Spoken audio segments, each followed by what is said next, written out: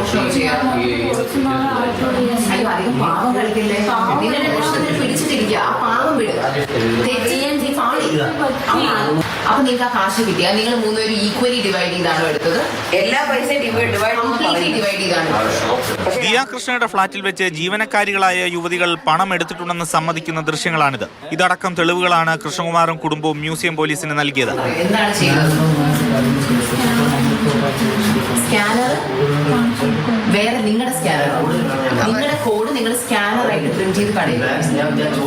ദിയയുടെ കടയിൽ നിന്ന് സാധനം വിറ്റ ശേഷം കിട്ടിയ പണം മൂവരും ചേർന്ന് പങ്കിട്ടതിന്റെ തെളിവുകൾ ഉണ്ടെന്ന് സിന്ധു കൃഷ്ണകുമാർ മാതൃഭൂമി ന്യൂസിനോട് പറഞ്ഞു. ഇവരുടെ ബാങ്ക് ഡീറ്റെയിൽസ് നമ്മളൊന്ന് അന്വേഷിച്ചപ്പോൾ അറിയാൻ കഴിഞ്ഞത് 3 പേരുടെയും കൂടെ അക്കൗണ്ടിൽ ഈ പോയ ഒരു 7-8 മാസത്തിനുള്ളിൽ ഓൾമോസ്റ്റ് 65 ലാഖിൻ്റെ ട്രാൻസാക്ഷൻസ് വന്നു പോയിരിക്കുന്നു. കുറച്ച് ഗോൾഡൊക്കെ വാങ്ങിയിട്ടുണ്ട്, റീഗൽ ജ്വല്ലറി എന്നൊക്കെയാണ് ഗോൾഡ് വാങ്ങിയിരിക്കുന്നത്. ഒരു പെൺകുട്ടി പറഞ്ഞാൽ അത് വീട് വെച്ചു, അങ്ങനെ കുറച്ച് പൈസ സ്പെൻഡായിപ്പോയി.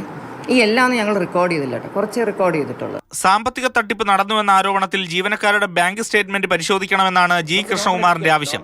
കുഴപ്പമുണ്ടെന്ന് മനസ്സിലാക്കിയതോടെയാണ് ജാതി കാർഡ് ജീവനക്കാർ ഉപയോഗിച്ചതെന്നും കൃഷ്ണകുമാർ പറഞ്ഞു. ടാക്സ് അടയ്ക്കാൻ വേണ്ടി എന്തെന്നോ തട്ടിപ്പ് നടത്താൻ വേണ്ടി ഡെയിലി ഞങ്ങളുടെ QR കോഡ് വഴി പണം വാങ്ങിയിട്ട് അന്നന്ന് വൈകുന്നേരം ദിയയ്ക്ക് കൊണ്ട് ക്യാഷ് ആയിട്ട് കൊടുക്കുന്നുണ്ട്.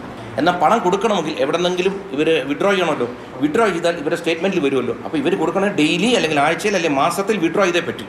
വിഡ്രോ ചെയ്ത് കൊടുക്കണം. ഇതിൻ്റെ മാത്രം ഇതെല്ലാം നോക്കിയാൽ സ്റ്റേറ്റ്മെൻറ്റിൽ കാണാം. സ്റ്റേറ്റ്മെൻറ്റിൽ ഇങ്ങനെ സംഭവം ഉണ്ടോയെന്ന് പോലീസുകാർ അന്വേഷിച്ചാൽ തീരാവുന്ന പ്രശ്നമുള്ളൂ. തിരിമറി നടത്തിയിട്ടില്ലെങ്കിൽ പണം ജീവനക്കാർ തിരികെ നൽകിയത് എന്തിനെന്നും കൃഷ്ണകുമാർ ആവർത്തിച്ചു. എന്നാൽ ഈ ദൃശ്യങ്ങൾ സോഷ്യൽ മീഡിയയിലിട്ട് ജീവിതം നശിപ്പിക്കുമെന്ന് പറഞ്ഞതോടെയാണ് 5 ലക്ഷം കൊടുത്തതെന്നാണ് യുവതികളുടെ വാദം. തട്ടിക്കൊണ്ടുപോയി ഭീഷണിപ്പെടുത്തിയെന്ന വനിതാ ജീവനക്കാരുടെ പരാതിയിൽ BJP നേതാവും നടനുമായ കൃഷ്ണകുമാറിനെതിരെ കഴിഞ്ഞ ദിവസമാണ് പോലീസ് കേസെടുത്തത്. ചലച്ചിത്ര താരം അഹാന ഉൾപ്പെടെ 6 പേരാണ് പ്രതികൾ.